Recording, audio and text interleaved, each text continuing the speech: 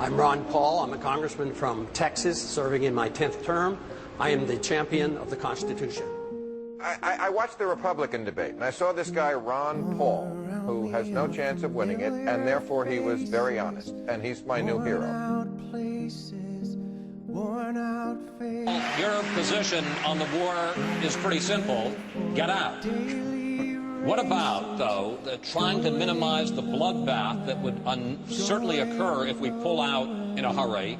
The people who say there will be a bloodbath are the ones who said it would be a cakewalk, it would be a slam dunk, and that it would be paid for by oil. Why believe them? They've been wrong on everything they've said.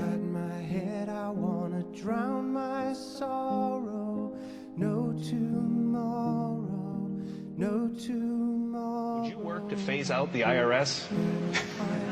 Immediately. That's what they call a softball. And you can only do that if you change our ideas about what the role of government ought to be. If you think the government has to take care of us from cradle to grave, and if you think our government should police the world and spend hundreds of billions of dollars on a foreign policy that we cannot manage, you can't get rid of the IRS. But if you want to lower taxes, and if you want the government to quit printing the money to come up with the shortfall and cause all the inflation, you have to change policy. The dollar today is worth only 4 cents compared to the dollar that the Federal Reserve started with in 1913. This has significant consequences on our economy and our political stability. Instead of looking at these the consumer prices, which nobody in this country really believes, we need to talk about the distortion, the malinvestment, the misdirection, the bad information that is gotten from artificially low interest rates. In many ways, some people refer to you as a price fixer, because you fix interest rates. This is an easy thing for me. Not only do I not want a North American Union, I want us out of the UN.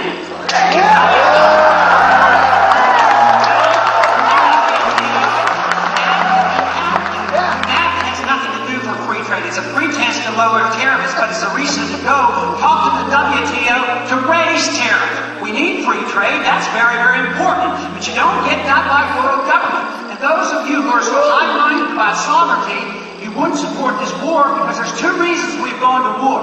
One, to go after the weapons, which didn't exist. And the other is to enforce UN resolution. That's criminal. Freedom is popular.